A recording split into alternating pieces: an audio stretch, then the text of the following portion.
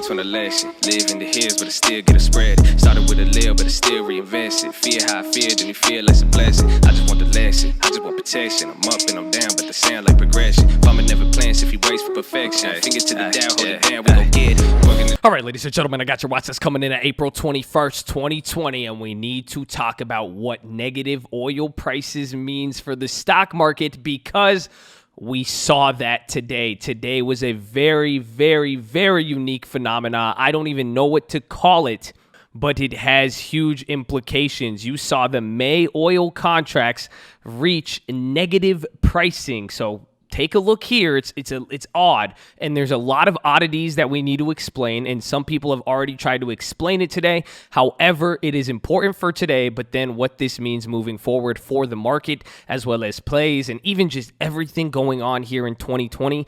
This is, I mean, again, if everything wasn't enough to say this was probably one of the craziest years, this is definitely the cherry on top. So this is just insanity, wild, insane. I know the market's always going to go crazy. It's like I always have that feeling, but this is absolutely, truly crazy. So we're going to talk about that. We're going to go over a play that we made today. I made a pretty big play, and I want to discuss that, as well as now even some of the earnings. You're going to get Netflix's earnings tomorrow, I believe Q2, and you saw the stock today. It went a little bit crazy. There's a few things going on, so we need to go over that. I got the keys for you. I have plays. I did make a few plays, and I didn't know if I was acting too soon or too maybe even, maybe FOMO, maybe we're too late, but I did react to this oil stuff. But again, we still have some of these, midterm, broader, longer term theses that we need to look at. But all of this stuff is truly crazy. So we have all that, the plays, everything. You guys know what you need to do. Drop your thumbs up on the video. Make sure you're subscribed. And if you don't know, we are live Monday through Friday, 30 minutes before open. It's the first link in the description, and it is pinned in the comments. We better see you there in the morning. It's free 99. It costs you nothing to join. YouTube.com/the stock market. You could post the plays, see the plays, ask questions,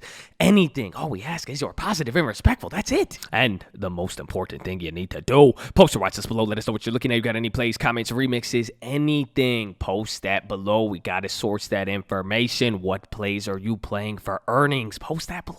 Okay. We got a lot to talk about. So as far as the keys, I am going to start right off the bat with oil. We were discussing this. Oil was crazy, and this is just a preview. So this is what happened. You saw the negative oil. Oil went negative, and now this is where it's confusing most people, and this is what we need to talk about. There's a few places you could get oil from. You could go to Trading Economics. You could see the general quoted price of oil. It is kind of like gold. It's like, what is the price of oil right now? What is the price of gold? They call that a spot price. Where is the price of something on the spot? Just think about that. So if you wanted it right here now, that is the price. So when we start looking at these oil futures and prices, this isn't necessarily telling you spot pricing for oil. And now to find real spot pricing and buy it on the spot and then get it at that price, that's not usually how it works with oil. So they deal in oil contracts. So it's just like option contracts. You guys see your contracts, they have different dates and expirations. You're playing a future value or expectation with an option.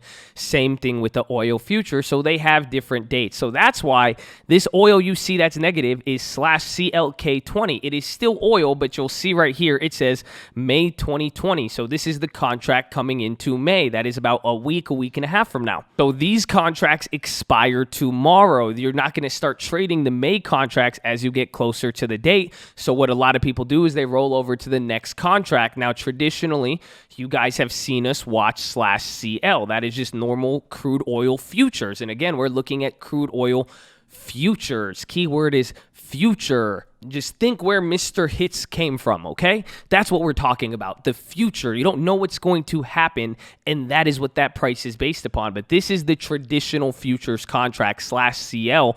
This is showing you, and now it says June 20. So June 20 still took a loss, but as you see, they're not trading negative oil. They're not expecting that in the future. So now this is what comes in to ask, what the hell happened today?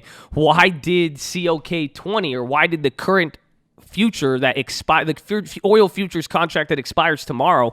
Why did it do this? And this has never happened before. So just because a contract is going towards expiration does not mean that it sells off like this. It is literally just like the Ocean's 11 in a contract at expiration. It's going to have some value. Now, this is why I said this is a preview of what's to come. It is a very big deal. The fact that this is the first time we're even getting to see an asset trade like this, it's telling you what could pretty much happen, or showing you what's possible. Don't tell me anything's not possible. Oil just went negative. You could do whatever you want, kids, okay? Anything is possible. But it's giving you idea of what is occurring here in the real market. And really what I'm relating this to is that big price dislocation. And why do I say that now? Because it's coming towards expiration. Think an option contract at expiration. Even if you buy it for 1 penny, the point is you end in the money, you're going to take the rights to it. And that is now the problem here, is that people were willing to speculate on the price. They're willing to trade it at a future price. But when it comes down to, okay, somebody has to bear the cost of this. Okay, well, you guys could have traded this contract all month. Somebody has to take it now, depending on what price. Nobody was willing to do that, and then it sold off, and that's why negative. It's literally people were paying you to take the contract. They will pay you to take oil, and now people are assuming out of storage space, we can't store it now. That means it is pretty much cheaper to get rid of oil than to keep it, because the barrels cost money, the storage costs money, the transportation costs money, so they're willing to pay you money to take it. That is insanity. But again, this is also a unique phenomena given the situation that we're seeing here with the future contracts in general now. So again, these are where they're all at. Again, oh man, was I not showing the screen?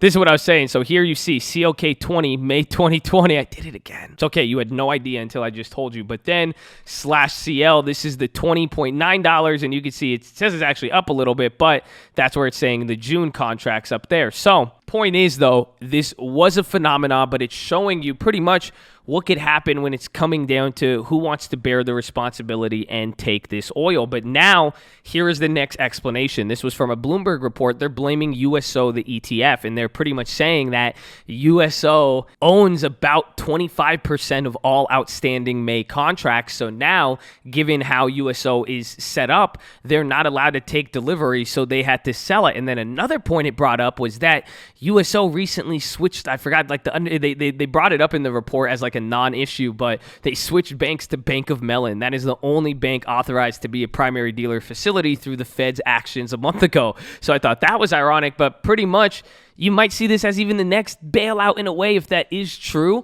I think that has definitely something to do with it, but the fact that this even occurred, the fact that this was allowed to happen, the fact that it traded like this, it not only went negative, went down over 200%, but continued to sell negative and at such a pace and such an amount, it broke. Something broke, and this is the equivalent to TLT blowing out, if not 10 times worse.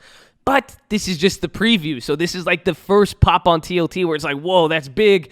But this isn't even the big one yet. But it is telling us something. So it's very, very hard to analyze. A lot of people are asking, what's the play? What are we going to do? I don't know. I'm analyzing the market. I'm setting up with some stuff. I have general ideas. But this is very hard to see because this could be taken in many contexts, both short-term and long-term.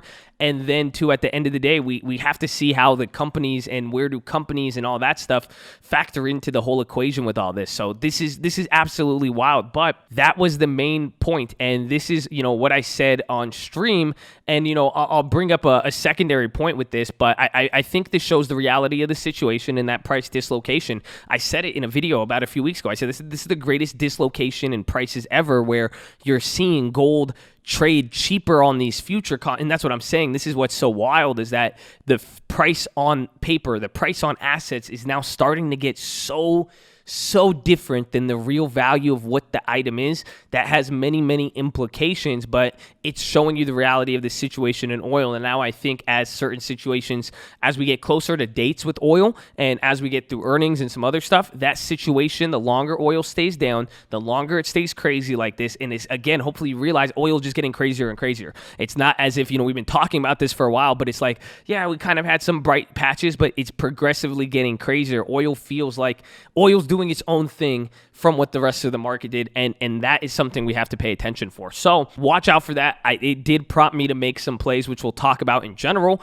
but this is something important. And now I'm going to give you another thing about it. This is deflation. This is the price of oil. I said it today. I had a weird day on stream today, just a weird day in general, and today was a weird day. There's a new holiday today with oil making this move, but the thing, I dropped a cup of coffee today, and the sad part was it was very wasteful because now that cup of coffee costs more than that oil. Again, assuming the contract price and anomaly option traders and lose almost lose only think everyone's full day. Please bear with me. This is just an example for example's sake. Please hang on. But you get the idea is that cup of coffee is cheaper than oil.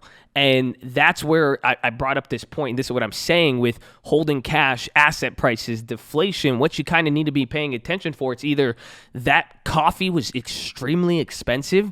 If 42,000 gallons of oil costs less than that, or people at that moment were willing to take, or at that moment coffee had more value than that, or the oil got really cheap. But the point is, when these prices move like something, if oil got that cheap, that means the coffee is expensive or cheap. The price of coffee is going to need to adjust. If the price of coffee adjusts, what's going to happen to the price of cars? What's going to happen to the price of your home? What's going to happen to your wages? That's what it starts to boil down to. Now, if it happens once for a little bit, comes back up, that's normal. And that's what I'm saying, though. The scary part is that, one, this was not only allowed to happen, and then now you start having to get in to price in a negative regime or territory, whatever you want to call it, because now, even when you're negative, like -1 is still less than -2, there's a value proposition between there. -10 is less than -20, so it's still changing the prices, and now the floor of your asset, zero is no longer a floor. Again, the implications of this are insanity, but we haven't seen it yet. This is just a glimpse. So that's why I'm saying, very, very well caught my attention. This isn't going away. What this did today is going to give us some more stuff, but now this is the main thing we need to watch for. But essentially, to give you the title of the video, this is how oil can affect the stock market. This is why negative oil pricing is so crazy, and this is to answer what happens. So that being said, now moving forward, as far as this week, watch earnings. Again, there's a few things we're going to need to talk about, but as far as earnings, we saw IBM today. I made a play with that. We'll go over that play and the criteria and why I made that. And then some of the other bigger names and sympathies, that's pretty much going to be the main thing to watch here, unless this oil situation or geopolitical situation, because again, oil and geopolitics are really, really linked, believe it or not. So watch to see how that plays out. But beyond that, watch the dollar, watch TLT. They were a little bit weird today after hours. TLT had a really, really weird move. There's Netflix, but TLT had a weird move after hours. The market sold off after hours, kind of held up. So again, we're at an interesting spot, but now where the dollar is, and now think about what I just said, explaining with oil and everything going on, that has to do with the dollar, and that could be a very, very bullish thing for UUP, and that could make the dollar go crazy, because now if oil got cheap, or if the price of oil keeps declining at this pace, oil is now getting cheaper. If you could buy more oil with the same dollar, that means your dollar has increased. That means UUP should theoretically go up. Now, the moves in oil, the moves between commodities, oils, and real purchasing power and the value of the dollar does not get reflected immediately through assets, and especially through option contract prices. So keep that in mind, and that's the exact reason why you got to be patient on UUP. So watch the dollar, watch TLT, how they're moving. Even then, TLT did good, but besides everything, however, I think things are going to take time. And what I will be watching from here will be indexes. We made an IWM play today. I kind of did an average there, and I did do a bigger one. And that one, I would bet it on oil. Oil was that thing, it was one of those moments, especially today, I didn't know. And I really, really didn't know if it was kind of like, okay, if the market acts slow, you act fast, or if they act fast, you act slow. I assume they were acting slow, but something deep down says, I don't know, I still got my air brakes on, and I don't want to go too crazy. So we still got the 90 cash still on that 45, 50 cash on the tasty, 70 account bound. I'm still trying to see it, but I did splurge a little bit today. And again, I'm basing the first time seeing negative oil prices in history, but we'll see. But if anything, I'm going to be watching the indexes like IWM. I'm going to watch individual companies, either these oil companies to fail, defaults. Again, that will be the next level if things are, supposed to be getting worse. We'll find out from there. And then earnings is going to be the key as well too. Watching these companies before earnings, the companies that, react to the companies that report this week, and then what do the sympathies do, and then how does the earnings companies react with the overall market. Those are going to be the key. And then finally, as a key for earnings, tomorrow's Netflix, and Netflix did really, really good today. I don't have a Netflix play. I called it out last week. It just kept going up. I was late. Netflix even went up a lot today, and that's what's going to happen tomorrow. Is Netflix is either now it's went up so much in premium. Tomorrow is going to be the day where now the premium stops going up, and then it's going to kind of set up into earnings mode, not do much. Premiums will come down from the morning, and then it'll just be a lot of anticipation. And whatever happens after earnings, that will decide winner or loser, or it'll have another final day of premium run. So that could be a flip opportunity. I'm going to look out for it tomorrow. Keep your eyes open. It really depends what the market throws at us, but get ready. Tuesday is usually bullish, and we have a few other companies, and we've already seen some companies. So let's see, but I'm going to be watching it. That'll be something. But I mean, there's a lot we need to talk about. So let us get into the plays. So right off the bat, I have a few plays, and this is the main play that I made today that I like. And I like this play a lot. It even got picked up on CNBC. They were like, oh my gosh, unusual option activity. I was like, unusual? It means it's only unusual if you're not usually in a cult. You know what I'm saying? But this play was very unique, and why I liked it, we got a little hint from Mr. Como. He was talking during the thing, and there's actually, it goes hand in hand. One, before Como even talked today, Novartis got approval to actually start a trial with hydroxychloroquine, if that's how you say it. And then during the interview, and it happened pretty much at the time. I was late to it. You could see it. The stock started to shoot up. The volume was weird, and you really started to see it go up. We got in it very, very late comparatively, but the prices were decent, and I went way, way far out, but I got January contracts. We'll go over the play. But the reason why I got it is because he said, I think after today, Como said that today we should hear updates on a hydroxychloroquine study. So we haven't heard anything so far. We'll see what happens. But again, I've been saying it yesterday. I've been saying it the last few days. This is that gold rush. This is that drug company rush. So I have a few companies I want to look like. So I was willing to take a big position, and I took a very large position. However, I did it because of time. So let me show you the play that I did. So this was that our first trade? Oh, no. The first one was win. I forgot we made that win play too. So I did a few different plays today. But here was the Novartis, and you could see I tried to get through the first one. I was trying to get 100 of the 125s, and I only got filled on 5 of them. So I couldn't get filled, and then I was like, all right, well, I'll just move up. I had to spend a little bit more. I did a few snakes on the chain. You could even see. So again, and here's these are the orders I canceled. You see, I put in a few different orders to see what I was going to get the price at. I wasn't getting filled. So then I eventually got the price in there. I got my 120. Had a decent value. I was like, all right, 30 cents. So I grabbed 50 of these at 29 cents. And they are January 15th. So these have 270 days of time, and it's a 120 call. And it's pretty much saying that Novartis is going to move like 20-30%, which is pretty big, but drug approval. And again, why does that make sense? Why was that so cheap? It's a lot of time, and I wouldn't say it was necessarily cheap. It's kind of expensive because you have to realize Novartis isn't really, it's not really a big moving company. Besides this move from like 90 to 70, even then that's even $20. You're asking for a bigger move on the upside. But, even in 10 years, the stock barely doubled, and that's still pretty good. You know what I'm saying? But comparatively, a medical company and other stocks, they could go pretty crazy, and you'll see over the years, it doesn't move a lot. So you're actually spending a lot, believe it or not. Really, it's a decent amount. So I like it though, and my logic with it, and even the timing, is I think that play is going to go out pretty much anywhere now in the next 1 to 6 weeks. And maybe even longer if it's trial. That's why I got a lot of time. I was willing to put a lot of money. It has more time. We could hold it, and that is the whole goal, is that I could play through this up and down on Gilead. It's just like Gilead Myrna, but the fact is we got a lot of time. I should have just probably bought shares, but got enough time, gives me enough leverage. I could hold those, and if it does go crazy, there is a lot of volatility. We could profit off that, but I'm thinking the next 1 to 6 weeks. So this is going to be a swing trade. We talked about it today. Even SCO, I had plays come out of the grave, and I would watch SCO. They're expensive, but someone was like, damn, I can't believe you still have that SCO. And it went from, I bought that play for $1,400. It went down to $200, and now it's back up to $1,500. So someone was like, why would you do that? I can't believe you even held it.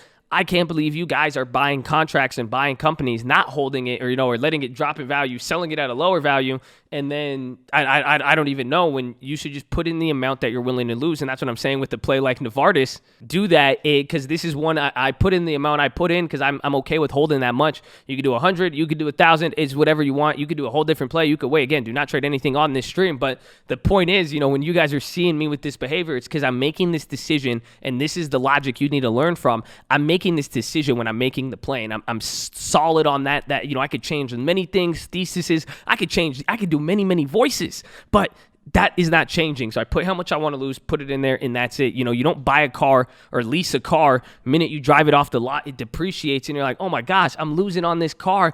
I better sell it and give someone else a better deal on it before I lose any more. I mean, you already took the loss. You're already in a lease. You might as well ride it out till the period. If you understand cars and leases, that's a good example. So understand that with these plays, and that's why I'm even saying with the play like Novartis, it's going to be a longer-term swing trade. I'm aware of that. I'm aware of how much money I put in, and I did that for a reason, and I'm balancing my books with that in mind. So keep that in mind. That is one play, and then I'll go over more of the plays I made. Why isn't it? Oh, no. There you go. I had to zoom out there. But the next play I need to do, because a lot of people are asking, remember, I got Facebook puts. I still want to get calls for earnings, so I'm setting up on that. They're going to report next week, so I'm going to use this week. We'll even see what happens. Snapchat's earnings is going to be tomorrow after hours.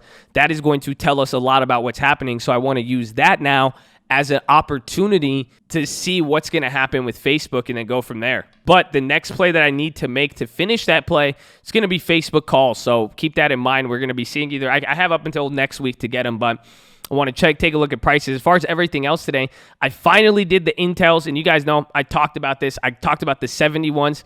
They got too expensive, and that's what's sad is because I'm coming in a few days before earnings, and I'm paying the same price for these 75s that we talked about, the 70s, but they kind of depreciated a little bit. I got 10 of them at 32 cents. They kept going up. Then another play I made, this is because Las Vegas Sands has earnings tomorrow. We got a win. I did a debit spread. I did 2 of them. Buy the June 50 puts, sell the 37.5 put. Got those at 141 each. So I bought 2 of them. I think the max gain on this, so I spent like $304.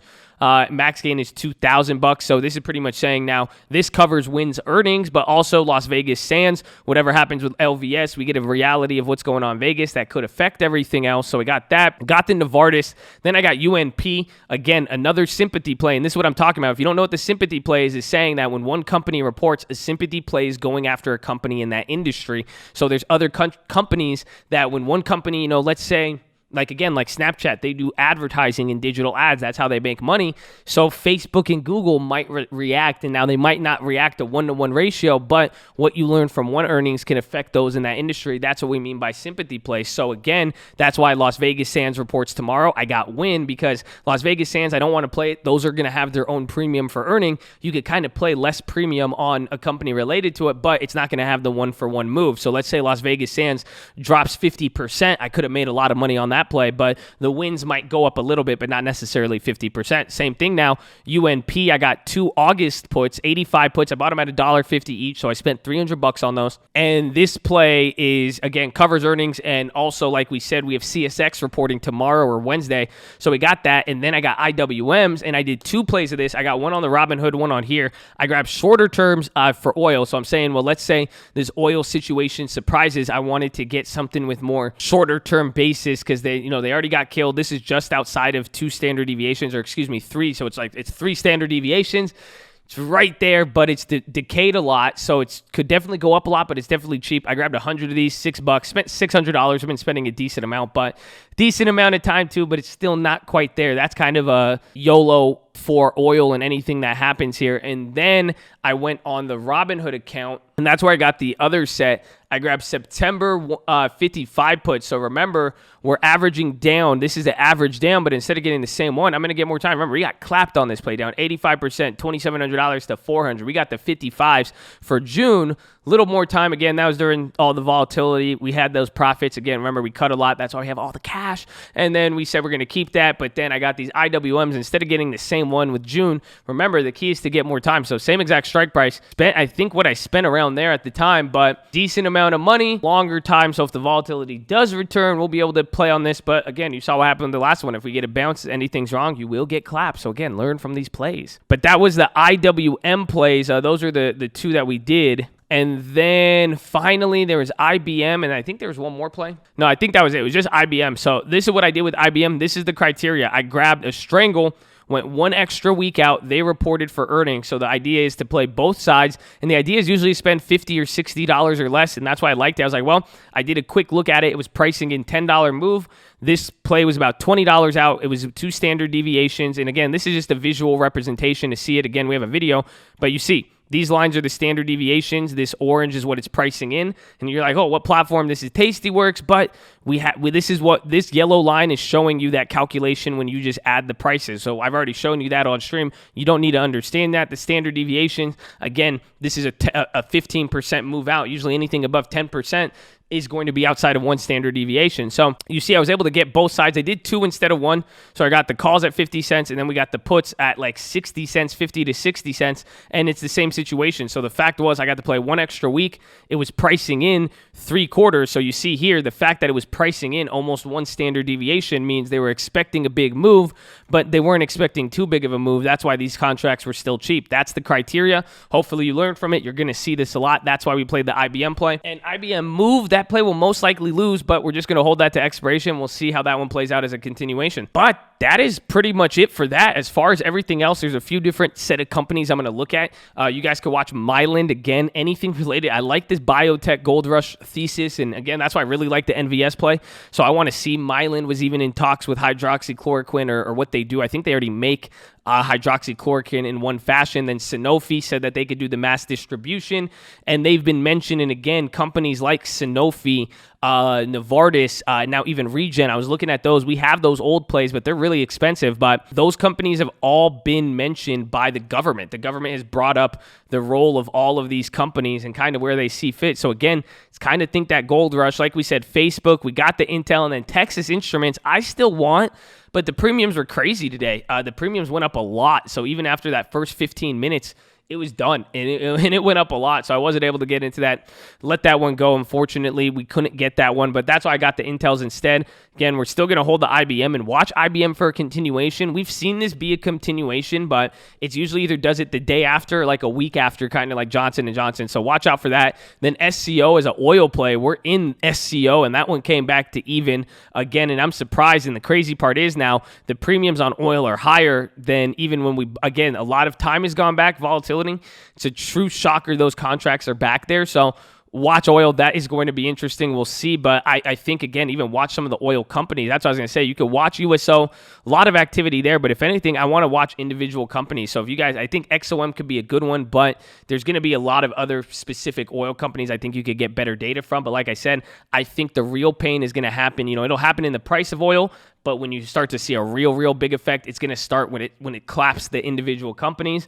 That's when we get to the next level. And that's even what the Fed said, and that's even what I'm looking for here. So watch all those. Again, Union Pacific and then Biogen. I didn't get those. I looked at those. Same logic even as Regen. And then watch Bank of America. Watch the banks. If you guys see, oil is causing a divergence. Oil keeps going down, but now you see the banks. I mean, this looks like the SPY chart, but you can see kind of the difference. It looks like they were bouncing with everything, but, they didn't move. Banks dropped a little bit. They kind of went up with it, but this is a divergence. So let's see. And again, when you start to see any currencies hold up at levels, and even these companies, it's telling us something. And, well, we're at that earnings season, so we'll see what happens from there. But watch those. And finally, TLT, still holding those play again. Good thing we got till August. Those contracts are working kind of like the SCO, so we'll just hold that.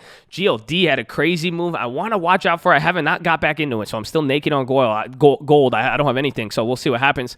Then Coca-Cola reports tomorrow. They could be a decent continuation. I might watch them for shares, but I didn't make a play. Watch even J&J, even related to some of the drug stuff, and they were kind of popping off. And then Netflix, like I said, it's either going to cuck tomorrow or it's going to have that run up, and that's what we need to look to take advantage, because that could either mean we could sell premium on it tomorrow, or we could buy some and maybe we could flip some contracts. Maybe we do both. We're going to see. I don't have a play. I may walk away with the play tomorrow, but if they are really too crazy and it's not there, I'm probably going to do an Iron Condor. So watch the Iron Condor videos if you're not familiar. Usually when Netflix does this, it sets up a very great position for some condor. So I hope you guys are ready. We're going to stream all of the earnings tomorrow. I hope you're there after hours. Don't miss anything. And I hope you're in the game. I hope you still hope. I hope you're blessed. I hope you know you got blessings coming. I hope you're ready to go. Control the balance. And that's it, baby. So that is your watch list, ladies and gentlemen. Make sure you're healthy, ready to go. Make sure to post your watch list. Make sure we see you there in the morning. I need that armor on. I need the helmet shining. It is game time. The real big earnings starts.